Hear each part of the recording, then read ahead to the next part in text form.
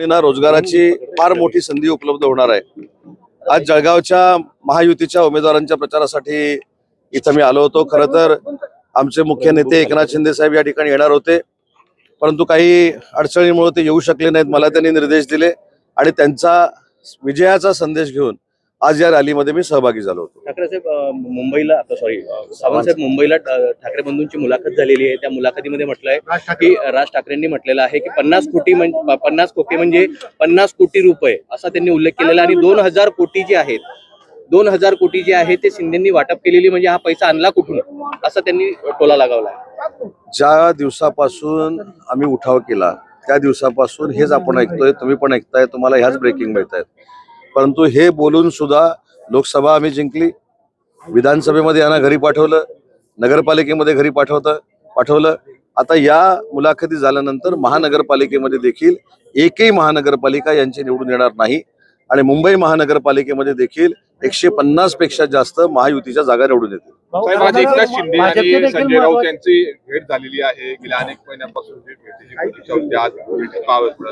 मी एक सांगू का, माननीय एकनाथ शिंदे साहेब हे संवेदनशील मुख्यमंत्री होते, आता ते उपमुख्यमंत्री आहेत। मी 2 महिन्यापूर्वीचा एक किस्सा तुम्हाला सांगतो की त्यांनी स्वतःहून संजय राऊत साहेबांच्या बंधूंना फोन केला होता त्यांच्या प्रकृतीची चौकशी करण्यासाठी। कोण कोणावर टीका करतंय किंवा ते आपल्यावर टीका करतायत म्हणून त्यांचं काहीतरी वाईट झालं पाहिजे अशा प्रवृत्तीचे एकनाथ शिंदे साहेब नाही आहेत आणि म्हणून ते आल्यानंतर आपल्याला जो वाडवडिलांनी संस्कार शिकवलेला आहे की समोरून एकही कुठची व्यक्ती आली, लहान व्यक्ती येऊ दे, मोठी व्यक्ती येऊ दे, तर तिचं नमस्कार करून स्वागत करायचं।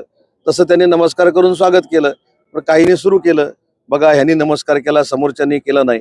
कदाचित हे म्हणणारे त्या संस्कृतीमध्ये नसतील, पण एकनाथ शिंदे साहेब हे भावनाप्रधान आणि संवेदनशील व्यक्तिमत्व आहे आणि म्हणून त्यांनी 2 महिन्यापूर्वी देखील संजय राऊत साहेबांच्या प्रकृतीची चौकशी केलेली होती। आज तर ते समोरासमोर भेटून त्यांनी चौकशी केलेली।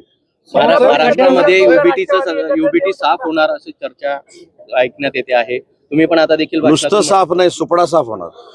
दोन्ही राष्ट्रवादी एकत्र येणार असल्याची चर्चा आहे। मी अनेक ठिकाणी सांगितलं, अजितदादा जेव्हा जळगावला येतील त्यावेळी हा प्रश्न तुम्ही त्यांना विचारलेला चांगला राहील। पवार साहेब येतील त्यावेळी चांगला राहील, कारण त्यांच्या पक्षामध्ये मी काय कसं बोलू शकतो।